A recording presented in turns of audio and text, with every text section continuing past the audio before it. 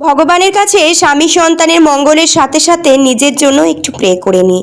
নিজের শরীরটাও ভালো রাখতে হবে, কারণ তুমি যতদিন করে কর্মে খাওয়াতে পারবে ততদিনই তোমার সংসারে মূল্য আছে, সে স্বামীর কাছে হোক কিংবা সন্তানের কাছে।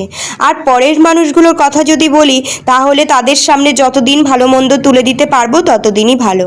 বিছানাটা একটু পরিপাটি করে গুছিয়ে নিয়ে কিছু জামা কাপড় ছিল সেগুলো একটু গোছগাছ করে নিয়ে চললাম বাইরে।